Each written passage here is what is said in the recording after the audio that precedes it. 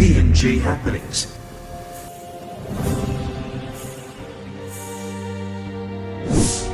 Remember to subscribe to our channel for more stories like this. Dive into discussions on current events, cultural insights and social issues, exploring the vibrant stories and challenges shaping the nation. The Honourable Minister for Culture and Tourism.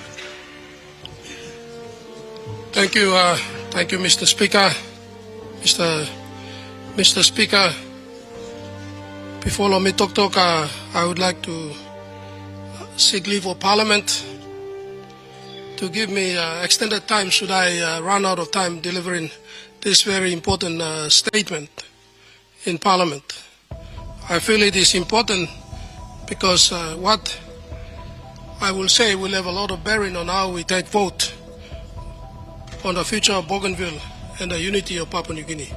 Mr. Speaker, let me first thank the Chairman of the Bipartisan Committee, the Honourable Dr. Alan Marat, for presenting to this Parliament the report, and also our good hard-working Minister for Bougainville Affairs, the Honourable Minister Manasseh Makipa.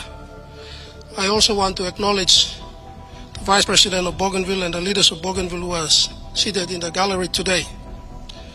Mr. Speaker, I rise to speak on one of the most important issues that this Parliament and indeed our nation will ever confront in our lifetime. The future of Bougainville and the question of the Bougainville Referendum. This is not simply a political issue, Mr. Speaker. It is an issue of national sovereignty. It is an issue of constitutional integrity.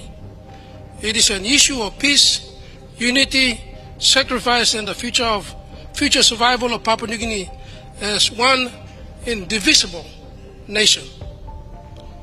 Mr. Speaker, I stand here not merely as a member of Parliament. I stand here as a Papua New Guinean. I stand here as a former military officer who witnessed firsthand the horrors, pain, and the destruction of Bougainville crisis. I stand here as a person who saw young Papua New Guineans die defending the sovereignty and territorial integrity of our nation. Today I speak not out of disdain for Bougainville. I speak out of love for Bougainville and Papua New Guinea. Section 2 of the Constitution and the territorial integrity of Papua New Guinea, Mr. Speaker. Section 2 of our Constitution clearly establishes the absolute sovereignty of Papua New Guinea and defines the territorial boundaries of our independent state. Bougainville is not a foreign country. Bougainville is part of the absolute sovereign territory of Papua New Guinea, Mr. Speaker. When our founding fathers officially adopted our Constitution by Constitutional Assembly on August 15, 1975, which officially came into effect a month later on the 16th of September 1975, coinciding with our country's independence on that day, Bougainville formed part of the independent state of Papua New Guinea. That constitutional position remains in effect today. No parliament should lightly surrender the sovereign territorial boundaries of our nation. No generation of leaders should become the generation remembered for presiding over the dismemberment of Papua New Guinea. Mr. Speaker, our flag, our constitution, our sovereignty were built upon sacrifice. Many lives were lost to preserve this country. That sovereignty must never be weakened by political pressure, emotional rhetoric, or foreign influence. The origins of Bougainville crisis, Mr. Speaker. To properly understand where we are today, we must honestly reflect on how Bougainville crisis began. The roots of Bougainville crisis were complex. They involved grievances over the Panguna mine, environmental destruction, land owner compensation, identity, and distribution of wealth. But there were also political failures. The crisis escalated in 1998, during the period when the Pangu-led government was in power under the Prime Ministership of Sir Robin Namah. The state response, 1988, pardon me, in 1988. The state response at the time was inconsistent, reactive, and at times disconnected from the realities on the ground. Mr. Speaker, I was actually doing my year 12 in Sugary National High School when the crisis, Bougainville crisis, escalated. The landowners wanted their fair share of wealth generated from Panguna mine and 10 million kina compensation for environmental pollution, especially on the Jaba River and the villages in the mine area. Instead, the government sent in riot squads, destroyed villages, assaulted women and children.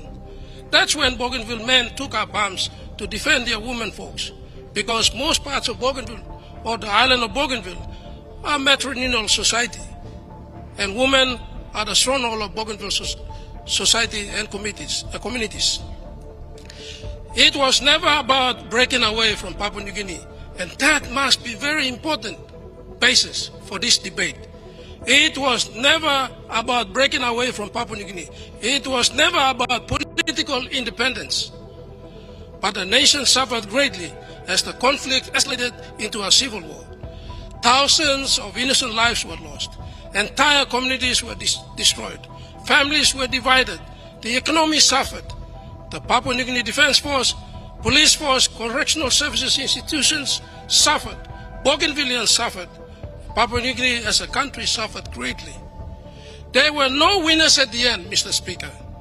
There were only survivors. I am one of the living testimonies of a survivor, so as many of my colleagues or comrades, including the Bougainvilleans.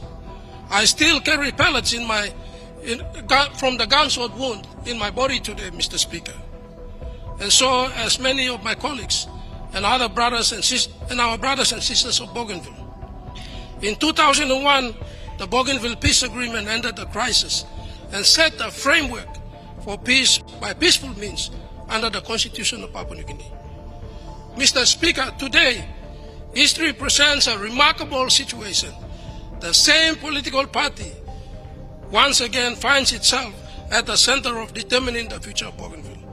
Under our Prime Minister, Honorable James Marape, the government now faces the responsibility of deciding whether the territorial boundaries of Papua New Guinea should remain intact or be permanently altered. I want to take this time, this special moment in history, to thank our Prime Minister, Honorable James Marape, for his bold leadership to finally bring in this matter to Parliament with a resolve to permanently put this matter to an end. My beloved Prime Minister, brother and Prime Minister, I salute you for that decision. I salute you for being decisive in your resolve to finally and permanently put this matter to rest. You are and you will be forever remembered as our champion, including all of our colleague members of Parliament on both sides of the House sitting today. This includes the regional members of all the 22 provinces, the open members of Parliament, and of course those of us who have the privilege of serving as ministers under the leadership of our Prime Minister, Chief James Marape. Credit also must be given to the 6 successive governments and the parliaments before us. This decision is larger than politics, Mr. Speaker. It is larger than personalities. It is larger than any one government.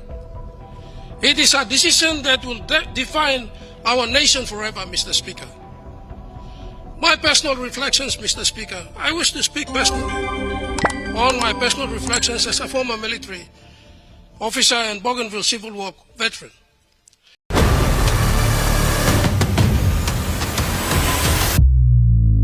PNG Happenings.